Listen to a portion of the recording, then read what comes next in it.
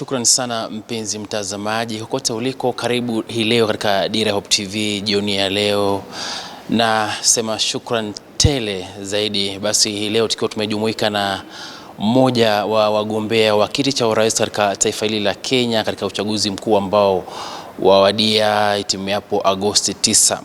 Jina langu ni Dickens Luvanda na katika studio basi namkaribisha Bi Esther waringa. Bi Esther waringa, karibu sana katika studio zetu hii leo, na naomba labda umweleze mpenzi mtazamaji pale nyumbani ama pale ambapo yupo, tueleze huyu Esther waringa ni nani haswa hawezi kumtambua Esther waringa. Okay, shukran sana. Bi Esther waringa is a citizen of the Republic of Kenya, na pia ni mama, ako na watoto, na pia is a governance expert, na pia ni mama wa taifa, anawania kiti ya urais wa rais wa 5 wa Jamhuri ya Kenya. Shukran. Wajua ni nadra sana kumpata mwanamke katika taifa hili akiwa na ndoto ama na fikra za kuwania kiti cha urais, maana ni kiti kikubwa zaidi katika taifa la Kenya, maana haongozi tu taifa, lakini kwa njia moja ama nyingine pia anaongoza bara nzima, maana yeye ndiye anabeba Wakenya wote kwa ujumla. Ni kipi kimekusukuma mpaka ukaona basi ni vizuri kwangu kuwania kiti cha urais katika taifa la Kenya? Shukran sana. Kile kimenisukuma, nikasikia ya kwamba siwezi kaa chini tena, bali nitatoka hapo nje, nitajitokeza ndio niweze kuwania hiyo kiti ya urais, kwa sababu ile mambo iko katika Jamhuri ya Kenya kuhusu uchumi, kuhusu uongozi hasa, that is governance katika Jamhuri ya Kenya, kuhusu kilimo, agriculture, bado hatujafika hapo, tunasema agriculture ni backbone ya economy ya Kenya, kuhusu corruption.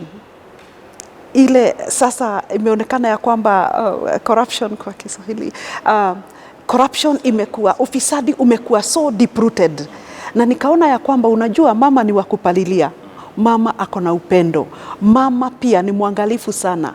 Kwa hivyo nikiwa rais wa 5 wa Jamhuri ya Kenya, especially kitu kuhusu ufisadi, hiyo ni lazima nitafanya kitu inaitwa total decapitation, zero rating of corruption, kwa sababu ni lazima mama aangalie, aone ya kwamba hakuna mahindi, hakuna, there is no misappropriation of government funding, ndio tuweze kuangalia Wakenya vile inapaswa waangaliwe, kwa sababu Kenya is a very wealthy country. Kenya sisi tuko sawa kama an economy, we can be able to sustain our economy, lakini kwa sababu ya these corruption potholes, then we are getting ourselves into an economic crisis. Kwa hivyo mama atakuja ainue uchumi wa Kenya juu, lakini ataangalia sana mambo ya corruption. Ufisadi lazima uishe katika Jamhuri ya Kenya. Naam. Unaweza yule mtazamaji pale nje anajiuliza, huyu mwaniaji ama Bi Esther amekuwa wapi huu muda wote? Tuseme mbona hatukumuona katika uchaguzi ambao ulipita ama ule mwingine, amekuwa wapi haswa? Mbona sasa? Okay. Mbona kipindi hiki? Madam Esther, nimekuwa na kipindi cha na shirika ambalo limekuwa likiitwa Public Service Governance. Ni shirika ambalo tumekuwa tukifanya kazi ya kuangalia vile serikali inafanya kazi especially on responsible governance, peaceful governance, on accountable governance. Tumekuwa sana kama public service governance tukiangazia hiyo mambo, lakini tukaona ya kwamba ndio we are promoting, lakini tunataka bado to take a step na we actualize good governance. Ndio tukasema sasa nikiwa CEO wa public service governance, ile tumekuwa tukipromote mwongozo mzuri wa serikali, niingie ndani ndio niweze sasa ile tulikuwa tunataka serikali ifanye, I be the supervisor, I be the supervisor in implementation of good, accountable, responsible, peaceful and divine governance. Kwa hivyo tumekuwa katika public service, na sana sasa tumeingia kwa sasa kwa mwelekeo wa ile tulikuwa tunafanya katika public service promoting, now we actualize it, we implement it when I'm in government. Yes. Naam. Mbali na wewe kuwa mmoja wa wagombea ambao wamejitokeza kufikia sasa katika uchaguzi wa Agosti 9 mwaka 2022, Mara nyingi wagombea wakitaka kura huwa wanakuja na maelezo ama na ulimi mzuri wa kwamba Wakenya nitafanya ama nitasaidia kufanya hivi hivi, lakini unapata akishapata kiti hicho ama wadhifa huo, unapata mara nyingi anaacha kabisa, anaachana kabisa na mwananchi wa kawaida. Unadhani labda mbali na kupigana na ufisadi na mambo mengine, Mkenya itakuwa vipi ama utamwambia vipi ili aweze kusema kabisa Bi Esther, mimi nitampigia kura? Ningependa kusema ya kwamba that is what we call integrity gap in governance, because ukiwa wewe ni kiongozi na ukuwe na integrity gap or integrity questions, integrity incapacity, inabidi wewe sasa unakuwa leo uko hivi, kesho uko hivi. Lakini tunataka kuleta mfumo mpya wa serikali ya kwamba tukisema kama mtu ni waziri na tumembandika ya kwamba is a man of integrity, hakuna kubadilika. Lakini serikali yangu itaangalia sana wale wafanyikazi wa serikali wanafanya namna gani ama wanabadilisha mwelekeo. Kwa hivyo Wakenya, we are expecting and we are waiting and looking forward to a government that will ensure integrity 24/7. Yeah, hakuna kubadilika. We have been having cases of leaders. Kiongozi anakuja na ulimi mzuri, nitawafanyia hii, but because of integrity issues, huyo mwanadamu ama huyo kiongozi hajakomaa kabisa kwa integrity issues. Akiingia ndani anabadilika, inakuwa sasa ni tumbo yake na yeye mwenyewe pekee. Kwa hivyo wakati umefika ya kwamba we have to exercise integrity 24/7. Serikali yangu itakuwa angalifu sana. We shall be employing very stringent measures as an oversight authority of a public service delivery, kuona ya kwamba kila mtu ambaye anafanyia serikali kazi, integrity is number 1, responsibility number 2, accountability number 3, you must be able to promote peace number 4. Na hii ndio tumekuwa tukifanya kwa public service governance, amani katika Jamhuri ya Kenya. Kama tukiona kiongozi ambaye analeta mambo ambayo inaweza haribu amani, tutaona vile our justice systems ukifanikiwa kupata kiti cha urais ambacho wawania, utakuwa basi wewe ni rais wa 5 wa Jamhuri ya Kenya, ambaye basi wasema kwamba executive itakuwa basi ni mwanamke wa taifa la Kenya. Judiciary nayo kwa sasa yaongozwa na Bi Martha Koome ambaye ni mwanamke. Tuseme, unaweza sema kwamba serikali yako itatilia maanani haswa viti katika nyadhifa za wanawake, na pia hili swala la two-thirds gender principle ama gender rule limekuwa basi donda ndugu katika taifa la Kenya. Inakuwaje, utaweza vipi kuhakikisha kwamba kuna usawa wa jinsia katika serikali yako? Ningependa kusema ya kwamba it's true from the successive governments. Hatujawahi pata the two-third gender rule actualized in parliament, lakini ningependa kusema ya kwamba ndio tuko na Chief Justice ambaye ni mwanaume, na sasa tuko karibu she's a lady. And then we are just about to get a woman president in the Republic of Kenya. I think that is one step towards the two-third gender rule, kwa sababu mimi na Bi Martha Koome tutashirikiana na tuone vile tunaweza fanya ndio mwanamke akuwe na nafasi ya kuwa katika uongozi. Lakini ningependa pia hata tukiona vile tutafanya mimi na Bi Koome, ni lazima wanawake katika Jamhuri ya Kenya tuonyeshane ya kwamba that we are leaders, kwa sababu huwezi enda jikoni utoe mwanamke jikoni ukuje umpatie kiti yeyote and you expect delivery, because at the end of the day is quality service delivery. Sometimes tunaweza angalia ni wanawake wangapi tuko na wengi katika bunge, lakini delivery is not there.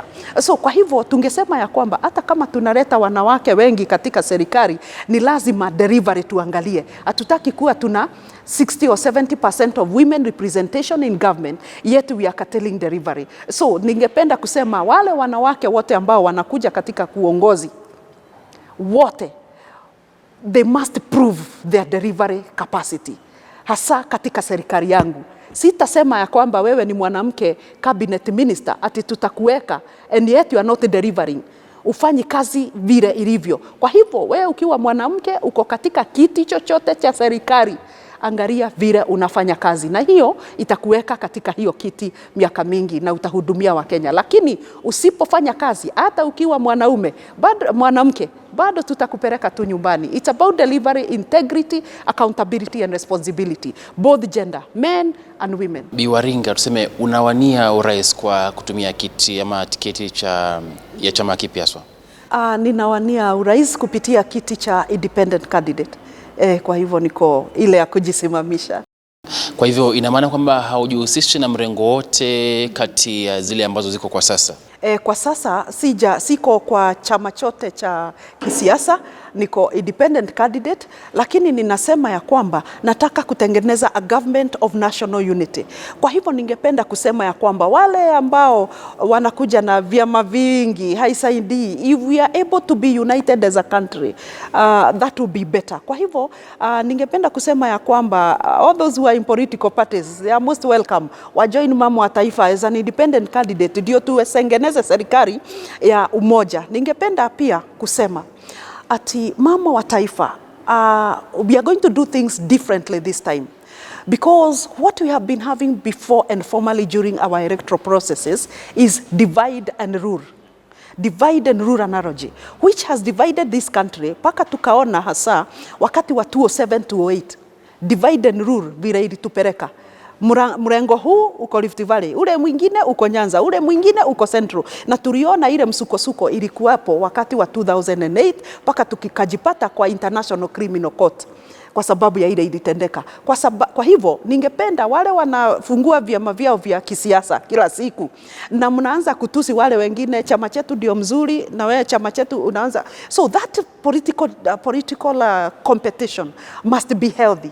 Otherwise, if we continue with the same trend, hatred, divide and rule, jamhuri yetu haitakuwa na maneno mzuri. Kwa hivyo hata wale wanafanya campaign huko nje, tungewahisi sana, tafadhali tudumishe amani, tuwe na upendo. Let us do the campaigns in a very orderly and in a very peaceful, in a brotherhood way of doing things. And yes, we can. Naam, shukrani sana mpenzi mtazamaji, kokote uliko. Tunaendelea kumsikiza Bi Esther Waringa, mwaniaji wa kiti cha urais katika uchaguzi mkuu wa Agosti 9. Tuelekea katika mapumziko mafupi, tukirejea basi tutaweza kusikiza mengi kutoka kwake.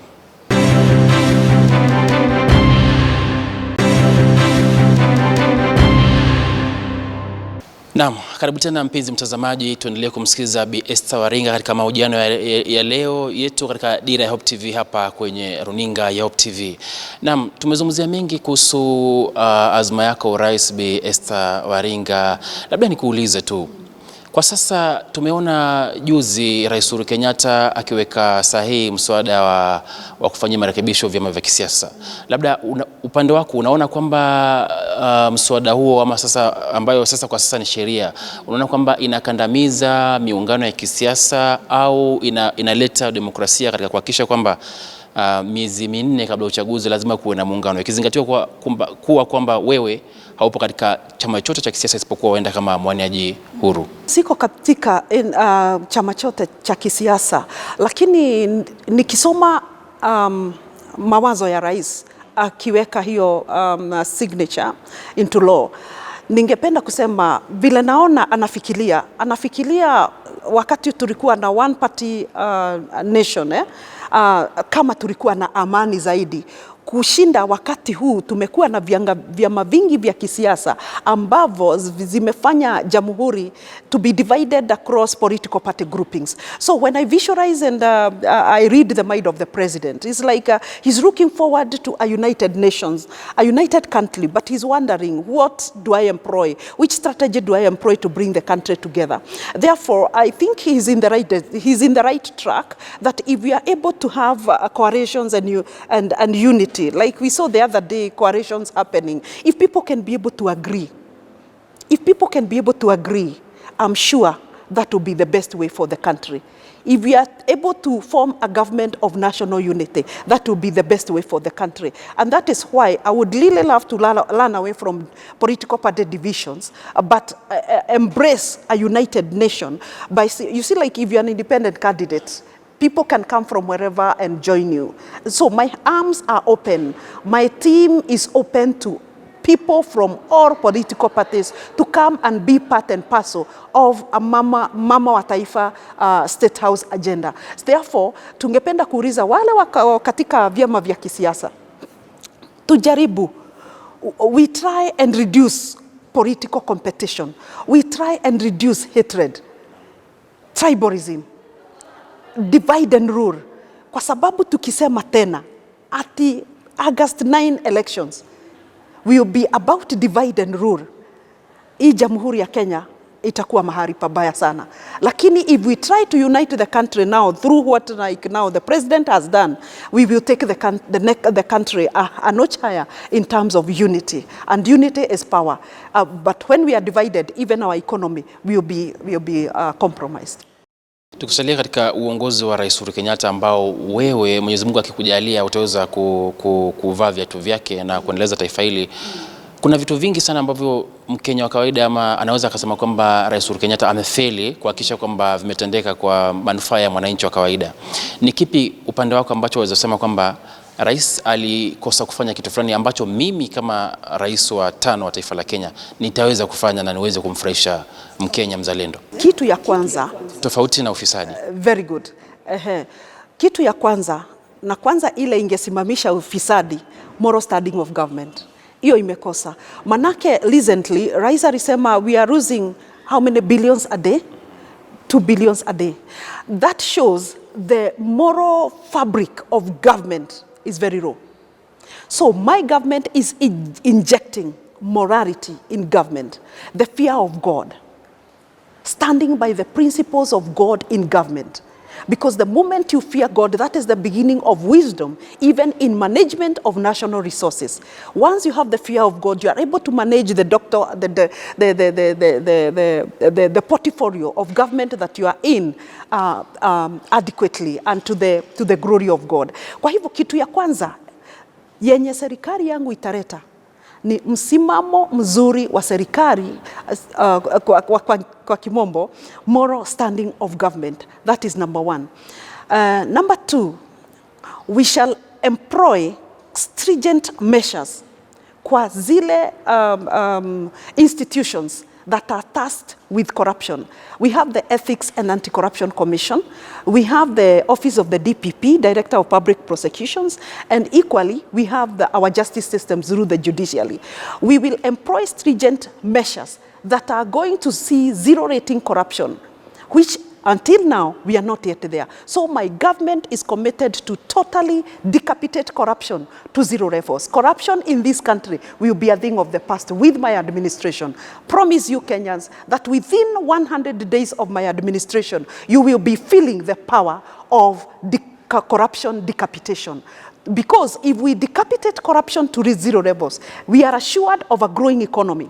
We are assured of sustainable development. We are assured of Mama Mboga buying unga at 60 bob instead of 150. Because corruption contribute even to hiking of commodities, basic commodities that mwananchi wa kawaida hawezi pata. So those are some of the things that probably our current administration has not yet realized, but I'm ready to carry forward, including the Big Four agenda. That was quite a big step for His Excellency the President, but we are not yet there. So I will have to carry the Big Four agenda forward. I'll also check on infrastructure development that he is doing across the country. Hiyo tutaendelea nayo. Pia kitu ingine tutaangalia sana, mambo ya health. Tumesikia ya kwamba sana kuna watu ambao ni wanyonge katika Jamhuri ya Kenya wanapata matibabu katika hospitali. Alafu baada ya kupata matibabu wanajipata wamelazwa katika hospitali muda kupita kiasi kwa sababu hawajaweza kulipa the hospital fee. Kwa hivyo we are going to put the necessary health structures to ensure that nobody, hakuna Mkenya katika serikali ya mama taifa ambaye atakuwa analazwa hospitali kushinda zile siku inahitajika kwa sababu hajapata pesa. Kwa hivyo hiyo ni kitu tutaangalia na ninajua itakuwa mzuri. Kitu ingine ambayo tutaangalia ni kwamba we are suffering because of climate change. Not only in Kenya, but globally. Kenya, we are already affected. And we need to have a climate change blueprint that is able to take care of climate change within the territories of Kenya and beyond. In this regard, my administration will prioritize planting of trees to a tune of 40 billion trees that will be able to address the issue or the challenge of climate change.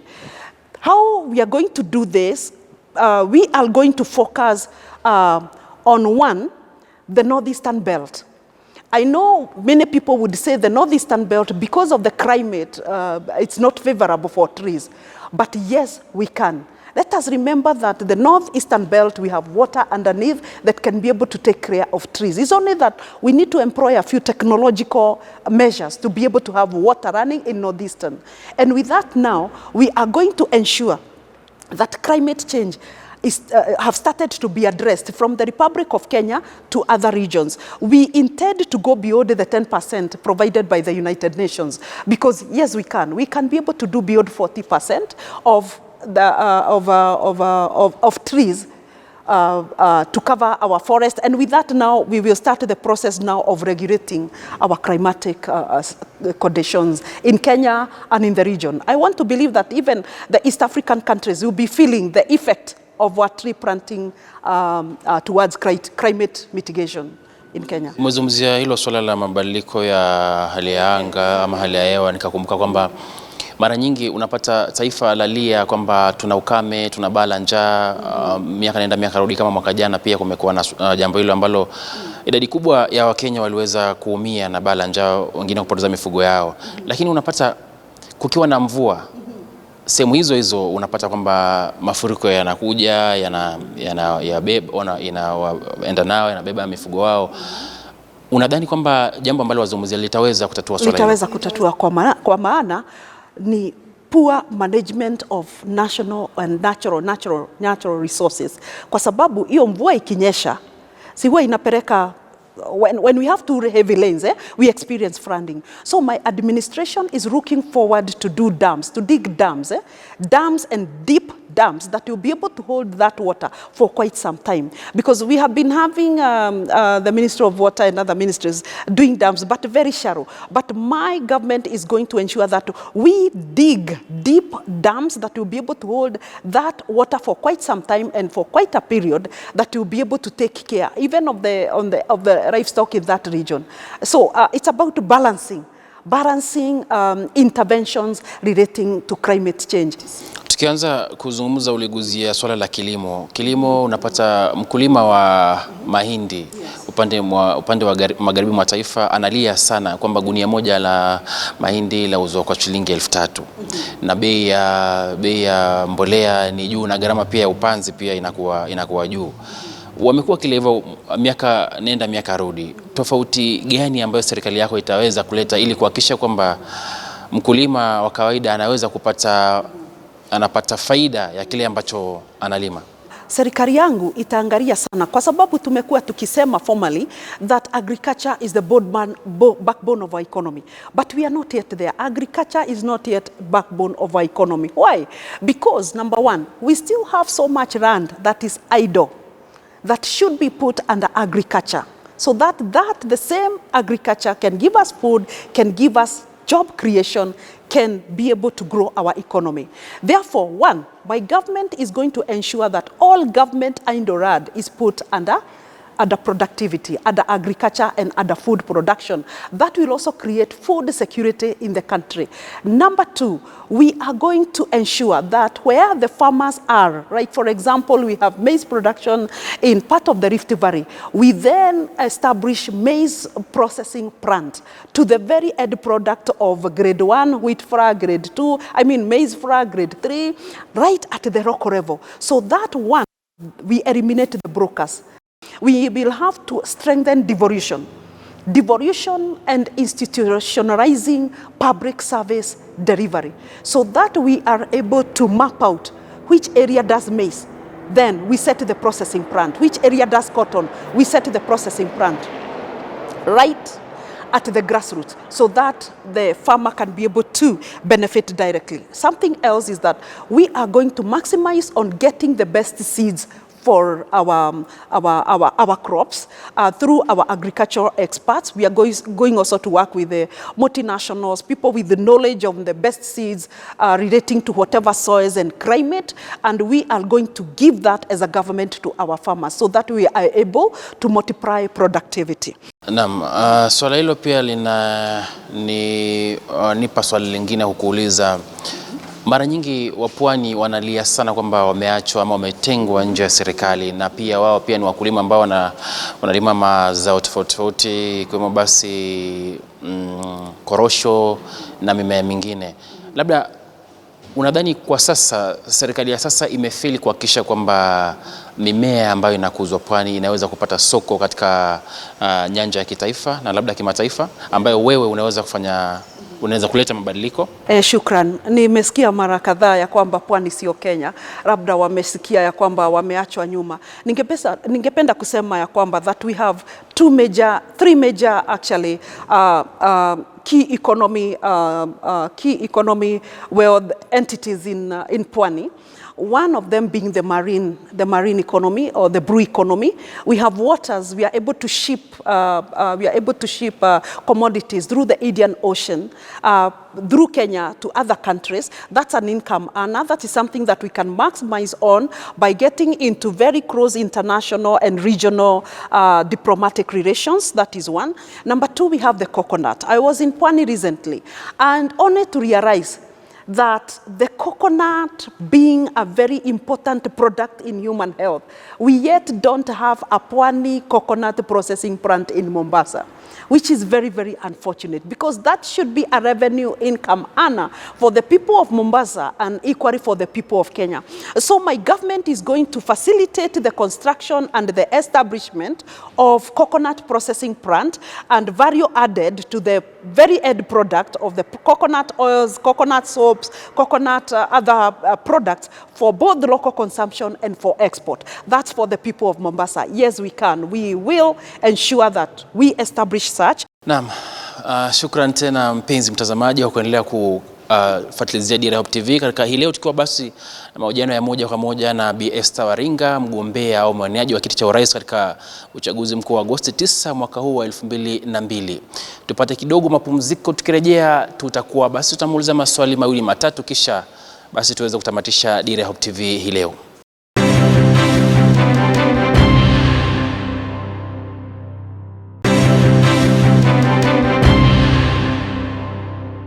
Karibu tena mpenzi mtazamaji katika Dira Hope TV hii leo, tukiendelea basi kumhoji ama na mahojiano yetu na Bi Esther Waringa, akiwa basi ni mgombea wa kiti cha urais itimiapo Agosti 9.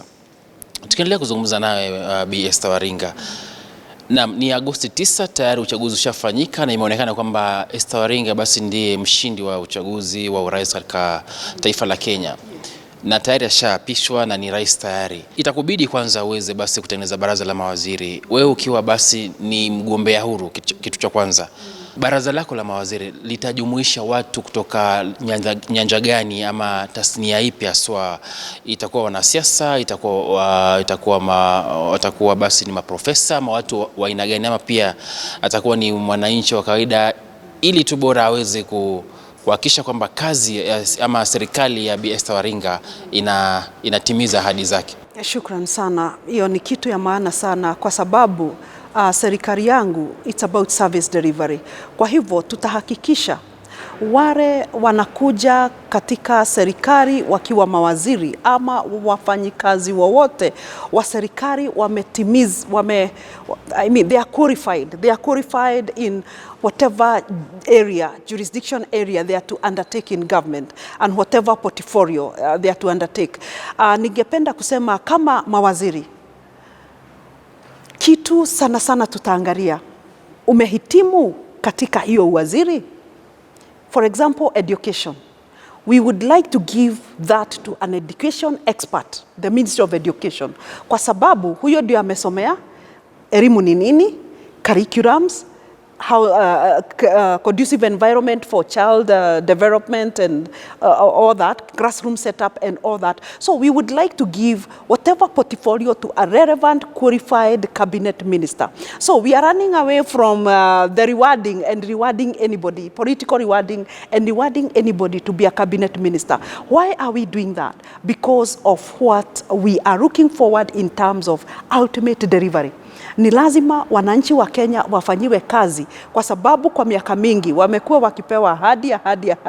And because of too much rewarding, we are not able to realize ultimate delivery in government. Therefore, my government will be very categorical about the people who are serving the public. And I must repeat again, ya kwamba there are some things that we are going to check, the integrity part of it, responsible and accountability. As a state officer, you must qualify in those three. Once you are qualified in those three, we would also like to check something else, your integrity. Tumekuwa tukisema kwamba chapter 6 katika katiba ya Kenya, lakini bado hatujatimiza chapter 6. So that is something that we are very going to check closely and critically. And the other thing, your capacity for selfless service to the people of Kenya. Why are you coming in government? Why do you want to be a cabinet minister? Is it because there are 2-3 coins that you are going to earn from government, or you are ready to serve the people of Kenya selflessly? Sometimes we may find ourselves because of delivery that we are working beyond time we are working. Is it a person who is committed selflessly to serve the people of Kenya, or you have some other hidden interest why you want to serve the people of Kenya? So we will be very critical, we will be very categorical on the people we are bringing on board. Equally, we shall capacity build the public service, strengthen the public service, institutionalize public service delivery. Because formerly what we have been having, so much individualizing public service delivery. I'm the one who constructed this institute, you put your name on so and so. No, that is government money. That is individualizing public service. We will not allow that. Any facility or any project done under government funding, that is a government facility. So we are going to run away from individuals benefiting from government projects and government-funded facilities or projects. And we ensure that we institutionalize from the national level. We are going to give ministries of government full capacity and full and express capacitation to be able to execute their ministerial portfolio to the people of Kenya. Because at the end of the day, the buck stops with the public service in terms of sustainable development. Kwa hivyo, mawaziri wangu itakuwa kazi. Itakuwa kufanyia wananchi wa Jamhuri ya Kenya kazi. Proper oversight to the ministries of government. Na niseme ya kwamba we shall decapitate corruption to 0 rates in ministries of government. Hatutawahisikia hii golden bag, ama pesa ya elimu imekuriwa 40 billion, ama pesa ya fertilizer imeenda. Hapana. So my government will be opening its eyes very closely that before even you are taken to the court of law, we have already taken an action as the government of Kenya, because we cannot allow 2 billion wastage again in the country. So we must bring the right people to serve in the public service. Tukimalizia tu uweze kutueleza kwa sasa labda naweza nikasema kwamba wewe ni mgombea kufikia sasa hawajafika 10. Labda unaweza sema hakuna jinsi unaweza ukasema kwamba maono yangu ama manifesto yangu inaendana na mgombea fulani. Labda niweze kusema kwamba mgombea labda ambaye wewe unaona kwamba manifesto yangu pamoja na yake zafanya kuendana. Labda tunaweza fika kule ukasema labda naam, hapana, mimi naamua kumuunga mkono mgombea fulani. Okay, for now, no. I'm focused to run for the seat of the 5th President of the Republic of Kenya hadi mwisho. Kwa hivyo sidhani hapa katikati nitakuwa naingia kwingine kupewa viti ama nini. No. Because what I'm looking for, it's not a seat per se. I'm not looking for a seat per se, but I'm looking forward to transform lives of the people of Kenya. In that regard, I have to be focused to the very end. However, I'm inviting all presidential aspirants to come and join the Mama wa Taifa State House agenda, because this is where the revolution is. We have had, and the beauty of it is that the other presidential candidates so far that we have are people who have been there before. So we know their track record. Mama wa Taifa has not been there, but we have been in the public service governance, and Kenyans have felt the power of public service governance when we have been serving, oversighting service delivery in the Republic of Kenya. Therefore, I call upon His Excellency Raila Amolo Odinga, His Excellency Dr. William Ruto, and other presidential candidates to come in and join me so that we can be able to move together as a united government of the Republic of Kenya. Na labda Wakenya watarajie ni lini wataweza kutambua labda mgombea mwenza wa Bi Esther Waringa? Okay, shukrani. Hiyo ni swali mzuri. Very soon I'll be bringing you the deputy president wa Mama Taifa, and ni lazima tuangalie huyu deputy president wa Mama Taifa, what value is he adding to Mama wa Taifa State House agenda? You see? So we'll be very keen on who we are bringing on board. So very soon we'll be bringing that on board. Na hilo swali unapata kwamba mgombea wa kiti cha urais akiweza akitafuta ama akimsaka yule mgombea mwenza, anaangalia labda eneo gani lina kura nyingi ama eneo gani lina kura nyingi. Labda wewe labda pia Wakenya waangalia vile wakisema kwamba eneo hili lina kura nyingi, ama basi atatoka popote pale ama katika jamii ya Wakenya wachache ama jamii ambayo ina idadi ndogo ya Wakenya. I think that is something that Kenyans have been I will not say losing track, but we cannot keep on going to the majority votes every time. What about people like the Sikh community, people like the Hindu community who form minority tribes in this country? Yeah? Who is looking after them? Are they not eligible for leadership? So I might find myself going for a Hindu to be a deputy president, or myself going for a Sikh Karasinga to be a deputy president, because it's not about who forms the majority. It's about, for me, as Mama wa Taifa, is about that person who has capacity to deliver services to the people of Kenya selflessly. That will be Mama wa Taifa's deputy president, whether from Hindu or from Karasinga or from whatever tribe. That will be the person that I will go for, who is ready to serve Kenya selflessly. Thank you. Naam, shukran sana Bi Esther Waringa. Naam, nafurahi sana kukaribisha tena siku nyingine katika Dira ya Hope TV, katika runinga ya Hope TV. Asante sana kwa labda mahojiano haya, na wewe basi kwa kukubali mwaliko wetu. Timu nzima ya Dira ya Hope TV kutakia kila laheri katika azma yako ya urais timu hapo Agosti 9. Asante sana. Naam. Sasa, naam, shukrani sana mpenzi mtazamaji kwa tauliko. Basi tumefikia tamati ya Dira ya Hope TV hii leo. Jina langu ni Dickens Luvanda, na katika basi meza yetu ya Dira ya Hope TV tumekuwa na mgeni wetu ambaye waondoka kwa sasa, Bi Esther Waringa, mgombea wa kiti cha urais katika chaguzi za Agosti 9 mwaka huu wa 2022.